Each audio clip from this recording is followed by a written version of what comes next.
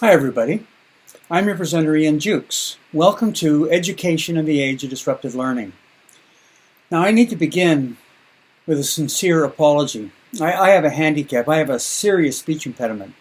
Unfortunately, I speak Canadian. You know what I'm saying.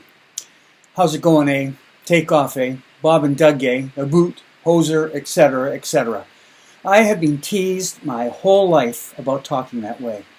I speak like that because, of course, I was born in Canada. As you all know, Canada shares a border with you guys.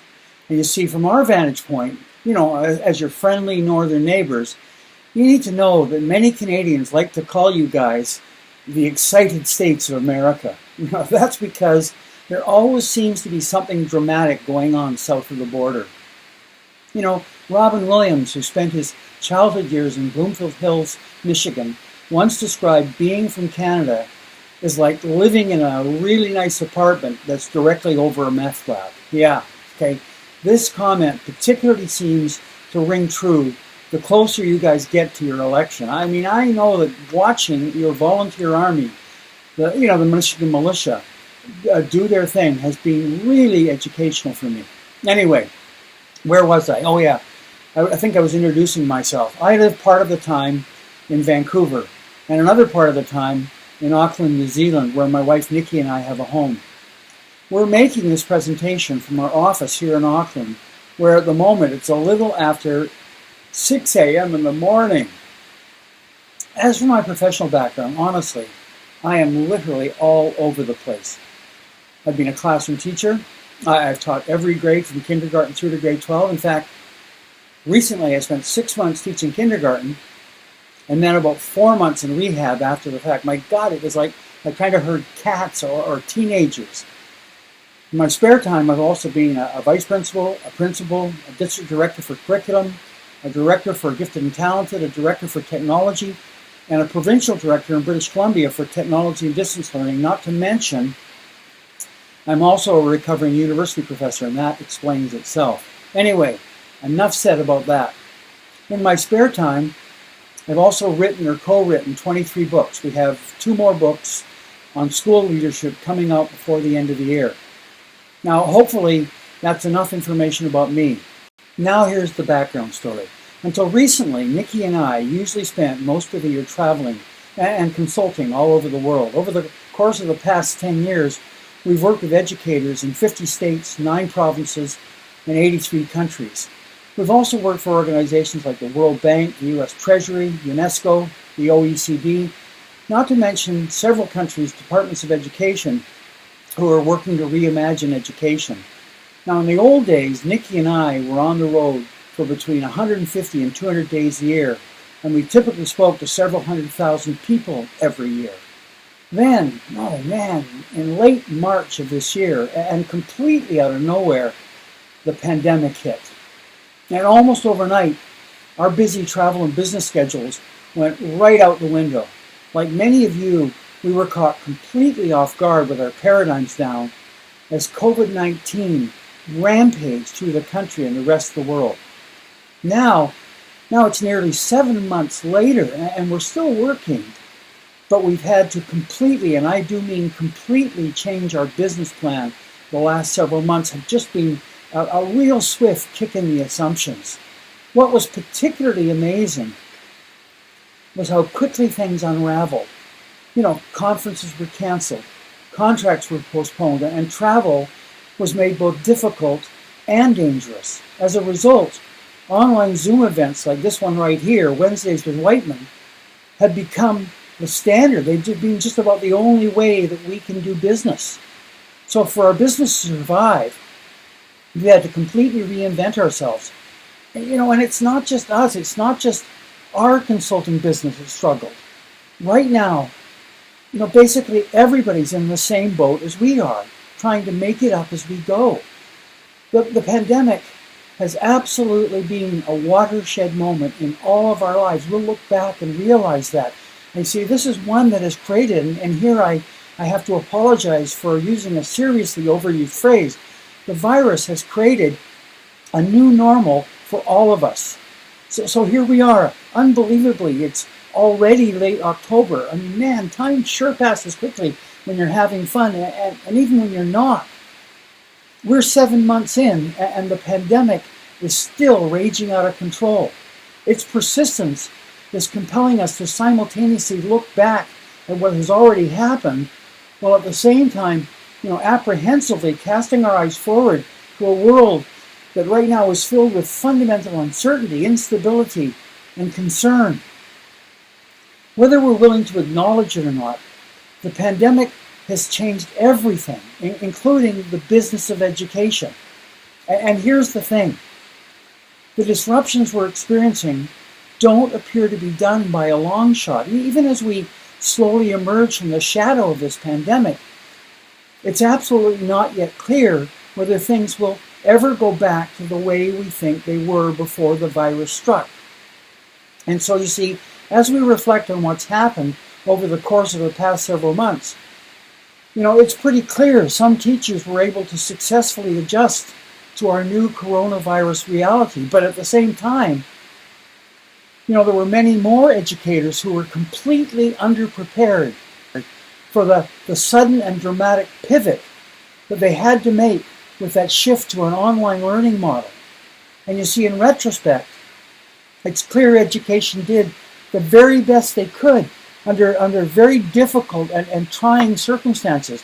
Now schools and parents are crossing their fingers, hoping kids will be able to return to business as usual, while at the same time, we have to worry whether there might be a second, or God forbid, even a third wave of the virus waiting for us somewhere just down the road. And so with this in mind, before we go any further, I'd like to pause for a minute and reflect on what has already happened. And so my first question is, looking back, what were your most surprising takeaways in terms of the effect the virus had on you, on your life, on your business, and on your community? So now what I'd like to do is momentarily take a step back, away from our continuing fixation on this pandemic, and try to put what's happened into a larger perspective. I want to do this by talking about change. I want to talk change in our lives, change in the workplace, change in our schools, change in our children. So here we go. In his best-selling book, Disrupting Class, Harvard professor Clayton Christensen introduced readers to the concept of disruptive innovation. Now, disruptive innovation is change that fundamentally transforms traditional ways of doing things. It changes things like the way we work, the way we play, how we learn, how we communicate, how we view our fellow citizens, and how we engage with the world all around us. So Christensen believed that the primary force behind disruptive innovation was the absolutely amazing technological development that seems to be happening in every corner of our world today. I want to take a moment to briefly consider how disruptive innovation happens, and then examine the past and future effects of the pandemic from that same perspective. Now, disruptive innovation typically begins with the introduction of a new product, a concept, a trend, or an event. But it quickly becomes much more. That's because the innovation causes fundamental changes in daily behaviors, just like the coronavirus has prompted fundamental changes in our daily behaviors. It's just one of many examples I could possibly use. I want to briefly consider the development of the iPhone. So here's a picture of Steve Jobs as he was introducing the iPhone back in 2007. It's hard to believe that this event happened just 13 years ago. Now, the iPhone was an amazing new concept for a phone, largely because it wasn't just a phone in the traditional sense of the word. The iPhone also had several other innovative technologies and features integrated into the device, not to mention an operating system that allowed users to communicate with the phone by using both their voice and natural hand gestures like I'm using right here. The iPhone was very cool, it was sexy, it was fun, and it was easy to use. I mean, the iPhone was like nothing we'd ever seen before. But the big question was, would the iPhone really change human behavior?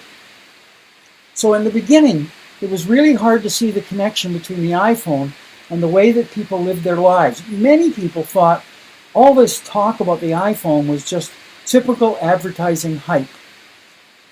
But once people began to use their iPhones, they discovered a whole bunch of new ways of doing old things, as well as several completely new things that they could have never been able to do before. For example, since people carried their iPhones with them all the time, they also started using them to listen to music. This meant that people no longer needed to also carry or own a Walkman, a Discman, an MP3 player, or a radio. So when this happened, sales of those other devices quickly started dropping, and eventually they disappeared almost completely from the marketplace. Then, as more and more people accessed digital music, the iPhone, iTunes, and then Spotify and Apple Tunes fundamentally flipped the music industry. That was because people no longer needed to buy records or tapes or CDs. Instead, they just created and streamed their own personalized playlists through their device. About this same time, people also shifted to playing video games on their phones, which meant they didn't need a separate device to play their games. And since the iPhone was completely mobile, they could play their games anywhere and at any time they wanted. And so as a result, sales of other portable gaming devices like Nintendo's Game Boy and the Wii started quickly to decline. And since people always had their phones with them anyway, they also started using the iPhone's camera to take pictures, which caused the sales of traditional cameras and film to precipitously decline.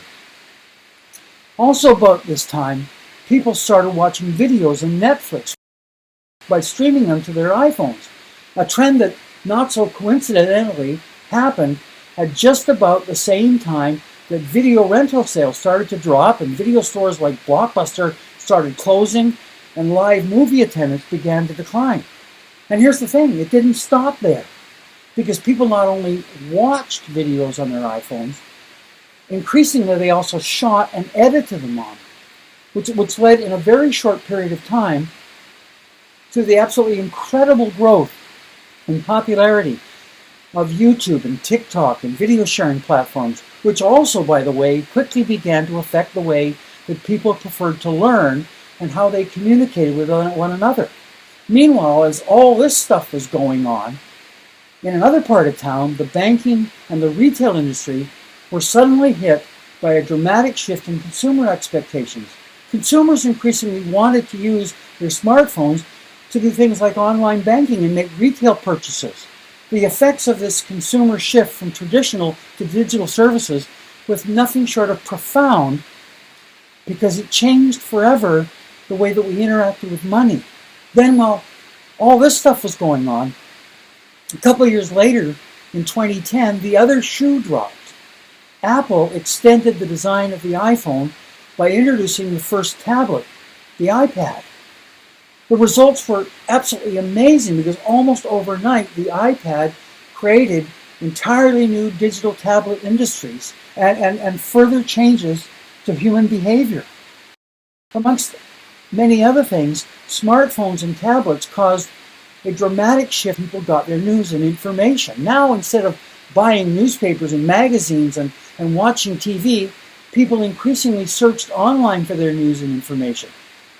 As a result, most newspapers and magazines had to quickly shift their delivery model to digital so that they could still get digital products and ads to their customers. And now, just a few short years later, almost every media company has an online edition, and many media publishers have stopped producing printed versions completely. Now, there were many more changes that came from this one development, like the staggering popularity and impact of social media. But going down that path is way beyond what I can possibly hope to properly address in such a brief presentation.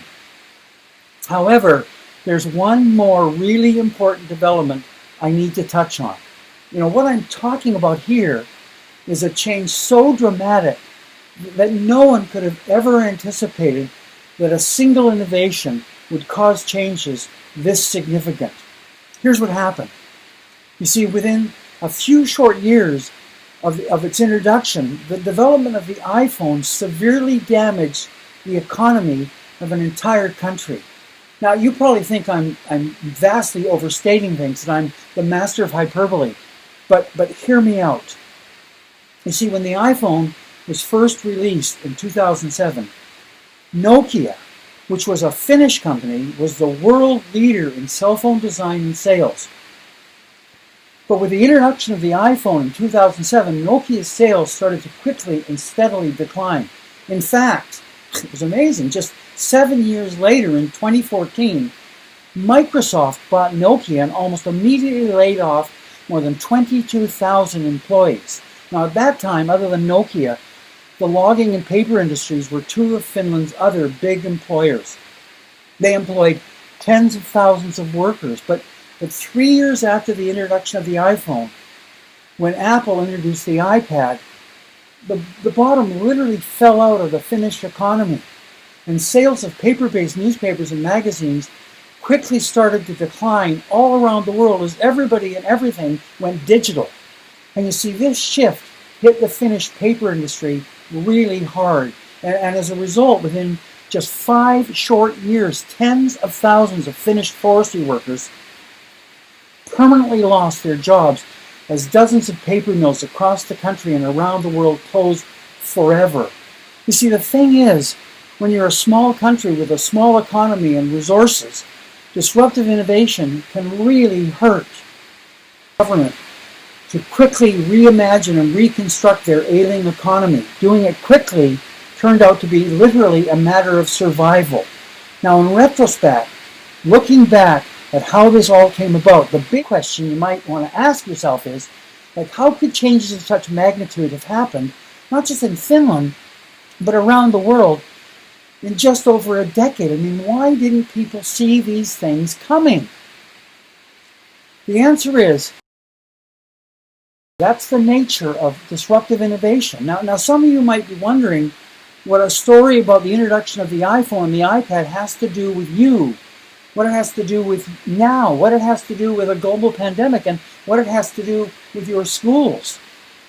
Now, the point I'm trying to make is that the story about the impact of the iPhones and iPads is just one of thousands of similar stories of disruptive innovation happening at this time, at this moment, all around us. Disruption being driven by a combination of technology and COVID-19. Disruptive innovation has repeatedly turned our previously relatively stable and predictable world completely upside down. For example, today, Uber is the world's largest taxi company. But Uber owns no vehicles and has been around for just 10 years. And here's a really interesting fact. Many restaurants in the United States earn more money from Uber Eats sales than they do from diners eating in their restaurants.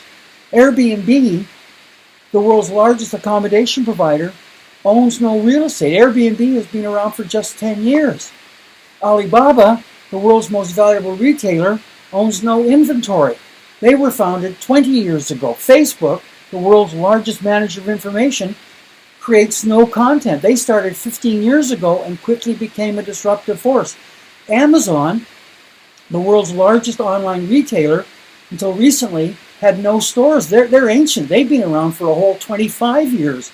Netflix, the world's largest movie house, owns no movie theaters. They were founded 21 years ago. Meanwhile, Spotify, the music provider, streams more than 750,000 tracks and 40,000 hours of music every minute of every day worldwide. And they have 300 million paying users, but they own no music, and they started just 13 years ago. And finally, Apple and Google, the world's largest sellers of software, don't build any of the apps or software that they sell. All of these are examples of the effects of disruptive innovation. But what we need to keep reminding ourselves is that all the examples that I've shared so far are literally just the tip of the disruption iceberg. But the central question we have to keep asking is, if all this disruption has happened in less than 20 years, oh man, Like, what does the future hold for all of us? The point that absolutely must be not lost in all of this is that if disruptive innovation can disrupt successful businesses, which it has, if it can disrupt entire industries, which it certainly has, if it can disrupt an entire economy, which it has, if it can disrupt entire nations, which it has, then we just can't assume that the same thing can't or won't happen to education, whether it's here in Michigan, in America, or around the world. That's because disruptive innovation not only can, but is and will continue to affect all of us. Former CEO of General Electric, Jack Welch, explained the impact of disruptive innovation perfectly when he observed, when the rate of change outside of an organization is greater than the rate of change inside of an organization, the end is in sight. Just stop and think about all the successful companies like Kodak and Polaroid and Sears and Blockbusters and Toys R Us and Borders and many, many, many more. Companies who used to dominate their industries that don't even exist anymore. They're gone. These were companies and industries that were once thriving and very successful, but have now been replaced by newer companies with better products and services.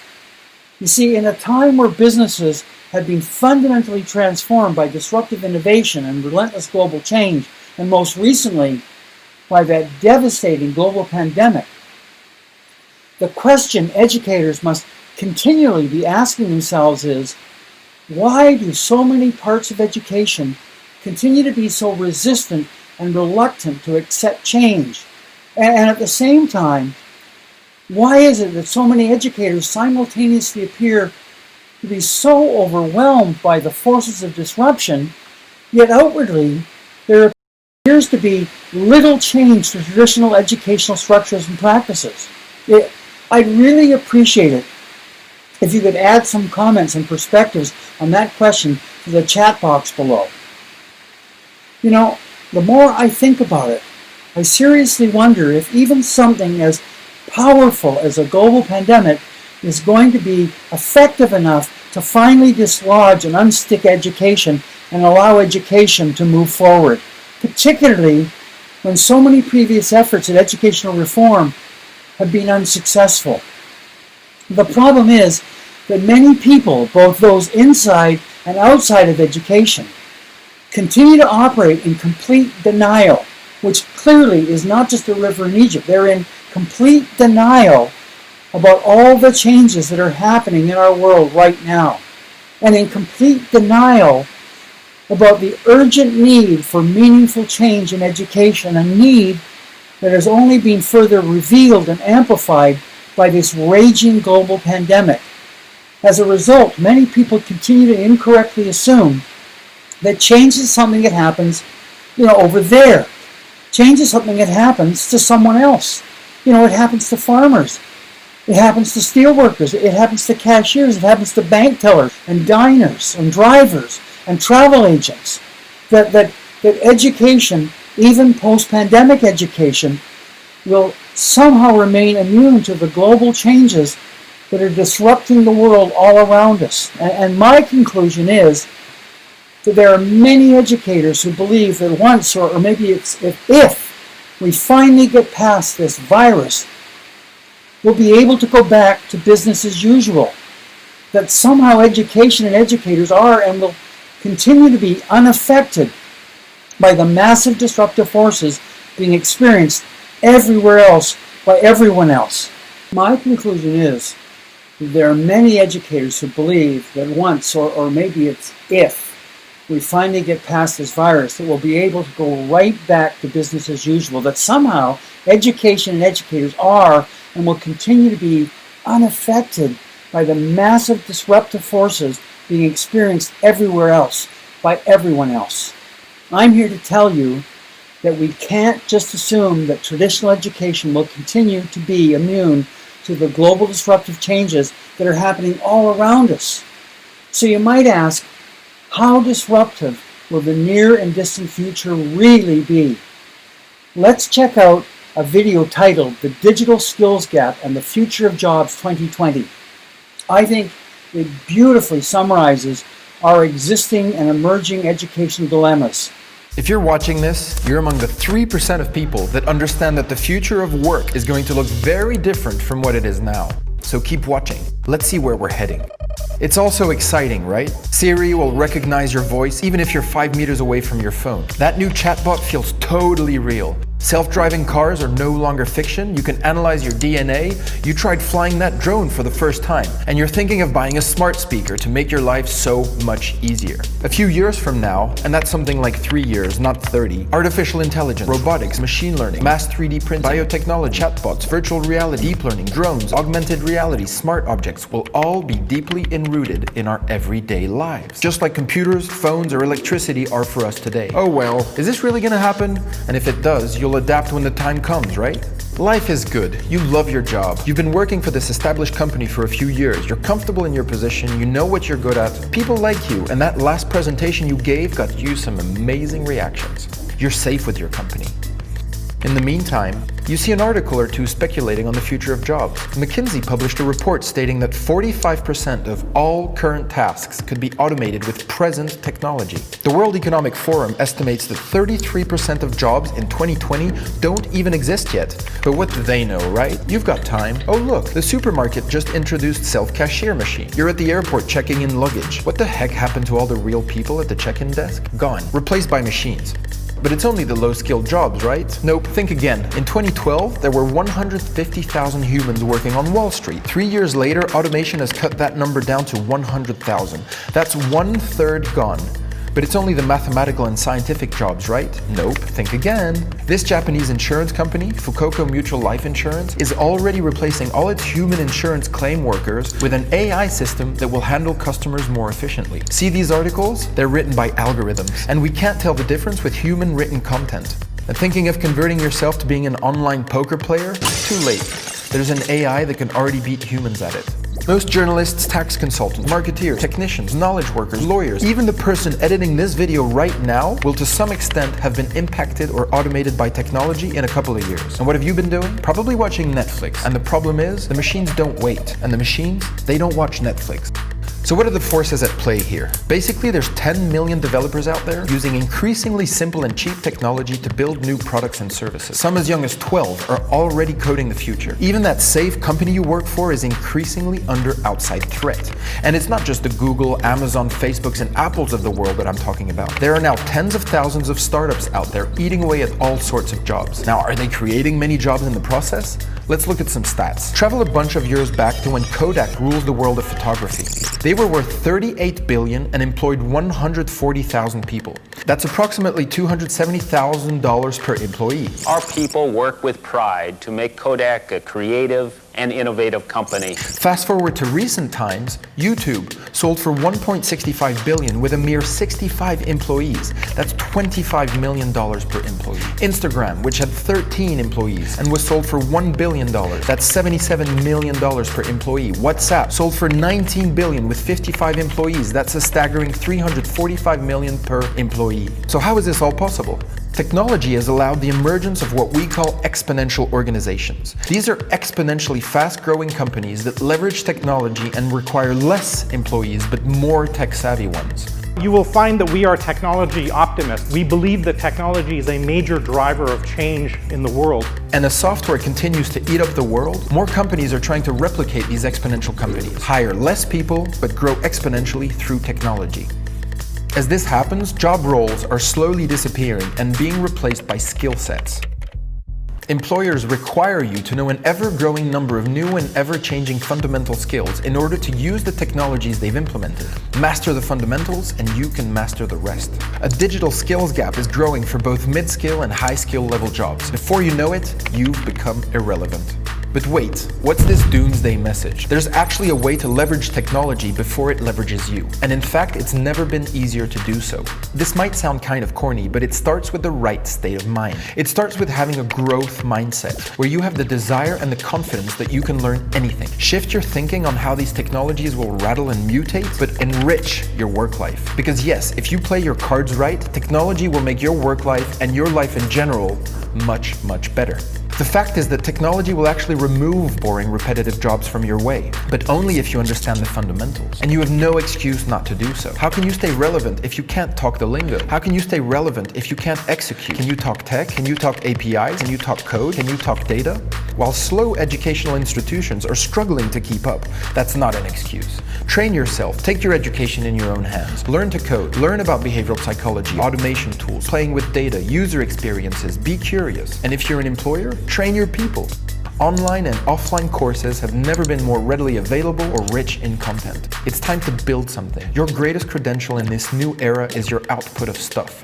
Proof of your awesomeness. A website, a blog, a prototype, a simple data model. It's time to build cool stuff and showcase it. It's time to start learning. It's time to get shit done. It's time for your growth.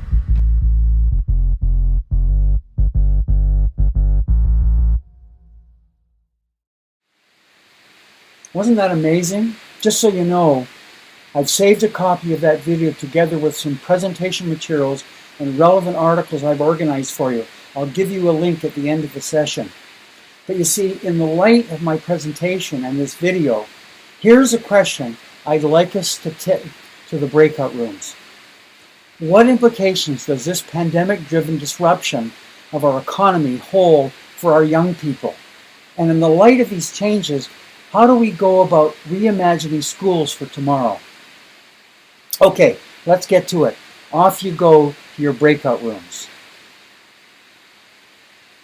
Now, after considering this video, my prediction is that over the course of the next few years, the education system here in the United States and around the world will inevitably experience the very same type of deep and permanent disruption and ongoing reconfiguration that was created by Amazon, iTunes, Google, Netflix, Facebook, Twitter, Spotify, smartphones, Tesla, and many other innovations that have brought disruption to every other aspect of our lives. It's an absolute certainty that we will all increasingly experience the ripple effect of disruptive innovation. Now, just like throwing a pebble in a pond, the ripples of disruptive change will become larger and larger. And you see, as those ripples grow in size, so will the disruption happening in our lives.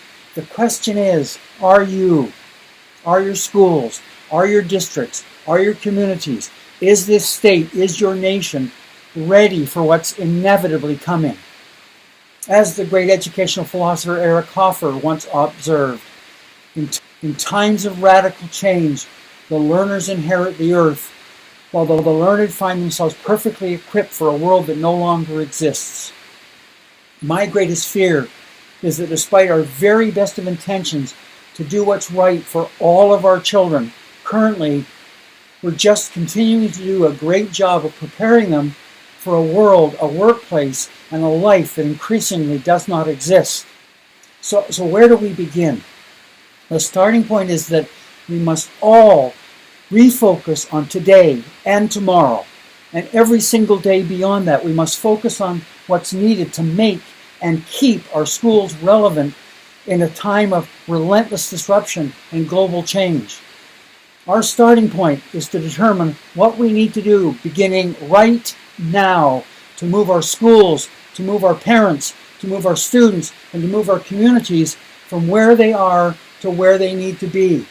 We must do whatever is necessary to ensure success for all of our children's futures. Now, you've probably noticed that I don't hold strong opinions about things, and you might correctly have the sense that I have a few more things to say that I'd really like to talk to you about, but I am completely out of time. You can find more information about this presentation, as well as get access to a folder of handouts and videos and resources related to the presentation by going to the URL that's on the screen. Remember, the link is case sensitive. But before I go, I'd like to finish my presentation with one final thought, and it's this. If we are going to succeed in unfolding the full intellectual and creative genius of all of our learners, it is educators and it is education who are going to make that happen. Educators are the knowledge givers for millions of young children in the disruptive age. Education and education alone stands in the gap between their present and their future, between failure and fulfillment. So you must believe me when I say that it is your energy, it is your passion, it is your creativity, it is your commitment, it is your hard work every single day that builds a bridge so that our children can cross the gap from the present to the future. You see, as our children cross that gap, so does an entire nation. Educators are America's greatest hope and most important professionals. Now with that, I must close. Here once again is my email address and the link to the presentation resources. I want to thank you for listening. I want to thank you for putting up with my Canadian accent. Please don't hesitate to contact me. Be safe. May the farce be with you. And with that, I'll send you back to Wednesdays with Whiteman Town Hall. This is Ian Jukes signing off, over and out.